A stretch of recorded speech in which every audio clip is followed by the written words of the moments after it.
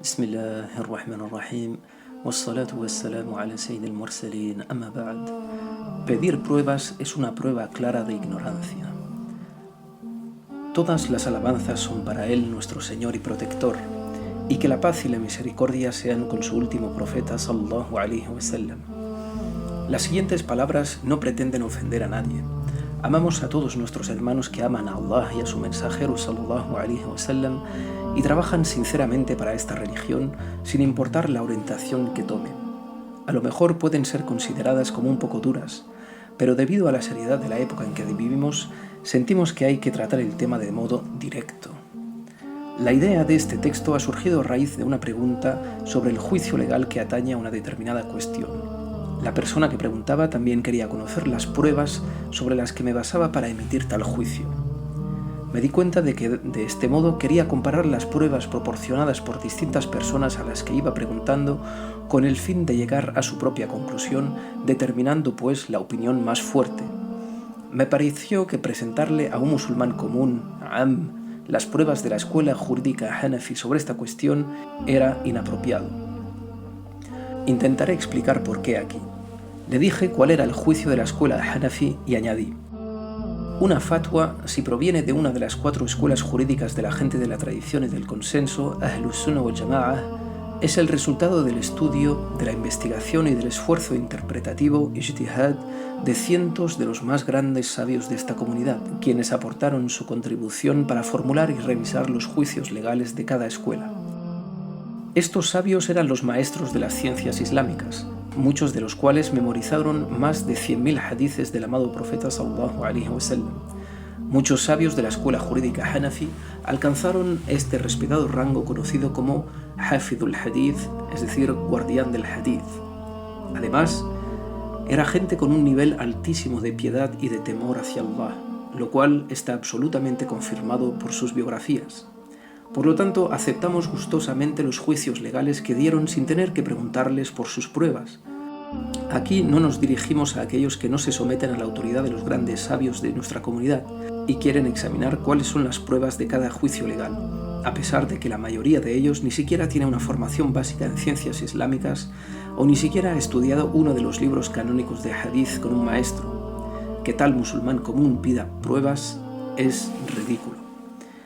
Es como si alguien que ni siquiera ha completado el nivel de ciencias de secundaria discutiera sobre la teoría de la relatividad con un profesor universitario de física, o como si alguien que no tiene ni siquiera los conocimientos básicos de biología y química discutiera con un destacado médico sobre qué medicina es mejor para una determinada enfermedad. Todo el mundo se reiría de él. ¿Crees que un profesor universitario le prestaría atención? Ni siquiera perdería el tiempo discutiendo con él. Si realmente quisiera dar su opinión sobre física teórica, esta persona debería primero completar su nivel de educación secundaria, luego pasar el bachillerato, luego obtener una licenciatura en 3 años, luego un máster, que son 1 o 2 años más, luego un doctorado, que son 3 o 5 años más. Entonces estaría en condiciones para iniciar una discusión con el profesor. Parecido a este caso, o incluso peor, es el del musulmán que ni siquiera ha completado un programa de estudios básicos sobre ley islámica y que sin embargo pretende desafiar a los más grandes sabios de la ley de esta comunidad, contando a predecesores, salaf, y a sucesores, el khalaf. Pero ni siquiera tiene las herramientas básicas para entender y evaluar una prueba. ¿Crees que opinar sobre ley islámica es más fácil que opinar sobre física teórica? Pedir una prueba es ya de por sí una prueba clara de tu ignorancia respecto al proceso de interpretación de la ley, el ijtihad. ¿Crees que obtener una prueba es tan sencillo como que te digan un versículo del Corán o un solo hadith? Tu ocupación como musulmán común o estudiante que debuta en las ciencias islámicas no debe ser pedir juicios legales acompañados de sus pruebas. Por el contrario, debes limitarte a pedir un juicio legal de entre las 4 escuelas jurídicas aceptadas, sabiendo que éste se basa en un conocimiento y un estudio pormenorizados de las fuentes islámicas que son el Corán y la Sunna. Si realmente estás interesado en las pruebas, da un paso adelante y estudia las ciencias religiosas. Te abrimos las puertas, pero debes saber que para llegar a un nivel básico necesitarás al menos 5 u 8 años de estudio serio. Y eso solo para un grado básico, sin ninguna especialización. Entonces verás que cada escuela jurídica tiene sus pruebas bien demostradas. En numerosas y conocidas obras enciclopédicas de referencia se discuten las pruebas detalladas de los juicios legales de la escuela jurídica Hanafi. Las han escrito grandes maestros de las ciencias del hadith y del derecho. Si lo necesitas, puedes consultarlos libremente cuando desees conocer la prueba de un juicio legal. Pero la persona sin formación que lee estas obras no podrá darle sentido, como un alumno de ciencias de secundaria que intenta leer trabajos de investigación avanzados de física cuántica o investigaciones médicas de vanguardia. Acabará más confundido que otra cosa. Es hora de ser humilde. Es hora de ser humilde.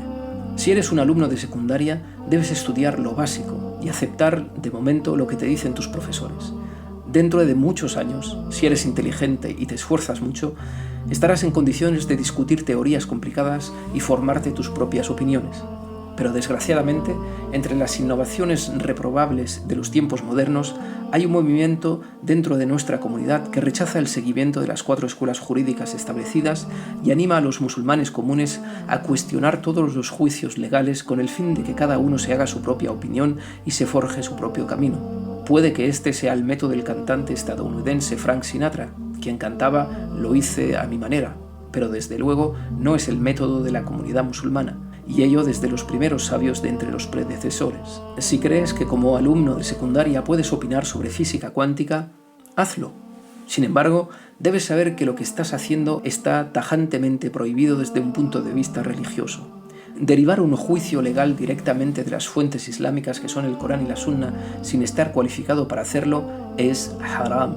Si todo el mundo se pusiera naturalmente a emitir o a escoger juicios legales sin cualificación, se producirían un desorden y un caos absolutos en la ley sagrada. Por cierto, el mero hecho de ser árabe o de hablar árabe tampoco te convierte en una persona cualificada para emitir un juicio legal. Todas las disciplinas tienen programas de estudio y metodologías correspondientes. Las ciencias islámicas del derecho, el fiqh, y de los principios jurídicos, usul al-fiqh, son de las más difíciles y necesitan muchos años para ser dominadas. Para ser abogado, por ejemplo, hay que obtener notas de bachillerato excelentes y luego aprobar la licenciatura de Derecho. Después es necesario aprobar el examen de acceso a la abogacía. Pero eso no es suficiente. Además, hay que pasar varios años de formación con un abogado antes de poder ejercer por cuenta propia. Y esto es solo para convertirse en un abogado junior. Después de eso, ¿cuántos años de investigación y experiencia continua se requieren para llegar a ser un jurista o un juez de alto nivel? Resulta extraño, pues, que todos los Amin, Hamza, Pedro y Pablo de esta comunidad se consideren a sí mismos como cualificados para emitir juicios legales después de leer unos cuantos versículos del Corán y una versión resumida del Sahih del Bukhari. Tal situación es un reflejo de nuestra profunda ignorancia respecto a lo que está en juego. ¿Ni siquiera has entrado en la facultad de Derecho y ya quieres dictaminar sentencia? ¿Eres un alumno de ciencias de secundaria y quieres entrar en una discusión entre profesores? Sé humilde. Si quieres discutir cuestiones de derecho islámico, ve a sentarte a los pies de los sabios, que son los herederos de los profetas, y estudia con ellos. Aprende de su buen carácter, así como de su conocimiento, y purifícate para convertirte en un digno receptor de la luz que es el conocimiento sagrado. Si te has pasado la vida estudiando ingeniería o medicina o haciendo negocios en lugar de buscar el conocimiento sagrado y ahora, con tu edad avanzada, decides volverte un poco religioso, empieza viniendo a la mezquita. Y por favor, no pienses que con un curso intensivo sobre el libro Fiqh Sunnah o el tafsir de Al-Maududi llegarás rápidamente al nivel en que puedes debatir con los sabios. Deja los asuntos religiosos a aquellos que realmente han pasado su juventud estudiando las ciencias sagradas y les han sacrificado muchos años de su vida. Como suele decir uno de mis maestros, esta religión no es un juego de niños. Estás tratando con la transmisión del Islam. No es un juguete entre las manos de una persona común. La influencia de la cultura occidental nos ha convertido a todos en arrogantes, llevándonos a pensar que podemos opinar sobre cualquier tema, desde la teología hasta la ley islámica. Pero la verdad es que no estás en condiciones de evaluar las pruebas de un juicio legal, ni de llegar a una conclusión por ti mismo sobre cuál es la opinión más fuerte. Recuerdo que una vez entré en una discusión con un joven de 18 años, bien afeitado, vestido con vaqueros y chaqueta de cuero, a la salida de mi mezquita. Había empezado a practicar 2 años antes. Me explicaba con bastante seriedad cómo examinaba las pruebas presentadas por las diferentes escuelas jurídicas respecto a cada cuestión, pretendiendo ser capaz de concluir por sí mismo cuál era la opinión más sólida. El hecho de que no supiera ni una palabra de árabe no fue suficiente para disuadirlo de proseguir con ese empeño escolástico. Evidentemente lo traducía todo al inglés. Desgraciadamente, estos pobres hermanos no tienen ni idea de lo complicados que son muchos juicios legales, ni de lo extensas que pueden ser las discusiones entre escuelas jurídicas sobre cada tema. No se dan cuenta de que caen en el error que pretenden criticar y se limitan a seguir ciegamente al primer sabio autoproclamado que les presenta su opinión sobre esta cuestión como siendo la más sólida, la que se fundamenta en el Corán y la Sunna, pero ni siquiera han comprobado los libros de referencia de las 4 escuelas jurídicas para ver si realmente afirman lo que se les atribuye sobre esta cuestión. Es sabido que no se pueden tomar los juicios legales de la escuela Hanafi a partir de un texto Shafi'i, o viceversa, porque a menudo dan presentaciones inexactas de otra escuela jurídica. Por ello, es necesario ir a buscar la información en los textos de la escuela correspondiente. Solo daré un ejemplo sencillo y bastante común en el que el pobre hermano piensa haber hecho un gran esfuerzo interpretativo, ijtihad, llegando a una conclusión supuestamente personal que implica necesariamente que las 4 escuelas jurídicas se han equivocado durante los últimos 14 siglos. Se trata de la cuestión de saber dónde se colocan las manos en la oración. Ahora es bastante habitual ver a los musulmanes rezar colocando las manos sobre el pecho o justo debajo del cuello en lugar de la tradicional posición por encima o por debajo del ombligo, que fue la práctica de los musulmanes durante más de 1000 años hasta tiempos recientes. De hecho, las 4 escuelas jurídicas están de acuerdo en que las manos deben estar justo por encima o por debajo del ombligo, pero no en el pecho, excepto para las mujeres en la escuela Hanafi, y menos aún debajo del cuello. En cuanto a los Malikis, sostienen que la sunna consiste en colocar las manos a los lados. Pero los nuevos y jóvenes mujtahids del siglo XXI son más sabios. Evidentemente, los grandes juristas de las 4 escuelas no tenían acceso al magnífico libro Fiqh Sunnah, esa guía esencial para todos los mujtahid en ciernes. Incluso está disponible en una práctica versión traducida para los mujtahid no árabes. Basta con abrir el capítulo sobre los actos sunnas de la oración y ver el apartado La posición de las manos, volumen 1, página 132. Descubriremos que At-Tirmidhi narra un hadith según el cual el profeta sallallahu alaihi wasallam rezaba con las manos sobre el pecho y que lo considera como hasan. También leemos que un hadith similar se encuentra en el Sahih de Ibn Khuzaymah, el cual lo considera como sahih. Eso es todo. El joven mujtahid ha hecho su trabajo. Hay hadiths sahih que apoyan esta opinión. No sé quién es ese tal Ibn Khuzaymah, pero da igual, puesto que parece ser importante. Por lo tanto, las 4 escuelas jurídicas se han equivocado. A partir de entonces se ve al hermano en la mezquita poniendo las manos en alto sobre su pecho y mirando con desprecio a los que siguen ciegamente las escuelas jurídicas. Ahora analicemos más de cerca las pruebas que se dan en el libro Fiqh Sunnah. Haremos algunos descubrimientos sorprendentes. En primer lugar, aquellos que realmente han estudiado al Jami' de At-Tirmidhi se darán cuenta de que At-Tirmidhi no menciona ningún hadith en el que el profeta sallallahu alaihi wasallam reza con las manos en el pecho, y mucho menos lo califica de hasan. Es un error muy grave por parte del autor de Fiqh Sunnah. Segundo error importante. Aunque Ibn Khuzaymah menciona un hadith del profeta sallallahu alaihi wasallam en el que éste coloca sus manos sobre el pecho, no lo considera como sahih. De hecho, Ibn Khuzaymah no hace ningún comentario sobre la autenticidad de los hadices que narra en su libro. Pero quienes conocen la metodología de Ibn Khuzaymah verán que todo indica que no consideró esta narración como auténtica. En primer lugar, no menciona la posición de las manos sobre el pecho en el título del capítulo, lo cual corresponde a su método habitual para indicar su comprensión de las implicaciones legales de las narraciones del capítulo.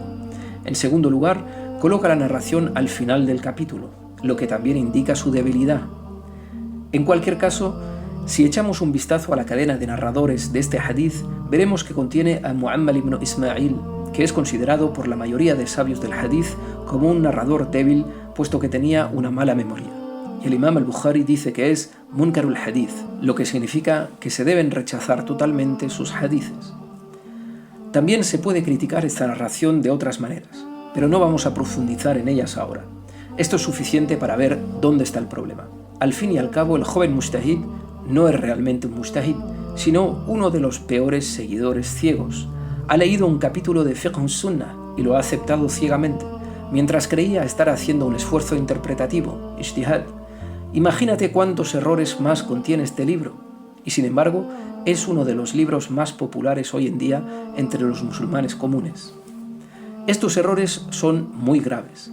Uno de mis profesores dijo que no son simples deslices que se ven a veces en los escritos de los sabios, indican más bien una verdadera ignorancia por parte del autor, que es inexcusable. A fin de cuentas, la realidad es que eres un seguidor, lo sepas o no. Lo importante entonces es elegir correctamente a quién sigues, a un sabio autoproclamado como el autor de Fiqh Sunnah o al-Albani, o bien a un sabio verdadero y reconocido de las 4 escuelas jurídicas. En resumen, estudiar las pruebas de los juicios legales no está mal en sí, pero exige un contexto y un lugar determinados. Se pueden hacer otros comentarios respecto a estos asuntos, pero nos limitaremos a lo ya expuesto, rogando a Allah que nos cubra a todos con su misericordia, nos guíe hacia la verdad en todos los asuntos y nos permita seguirla y actuar de acuerdo a lo que le agrada en todo momento. اللهم صل على سيدنا محمد الفاتح لما أغلق والخاتم لما سبق ناصر الحق بالحق والهادي إلى صراطك المستقيم وعلى آله حق قدره ومقداره العظيم سبحان ربك رب العزة عما يصفون وسلام على المرسلين والحمد لله رب العالمين.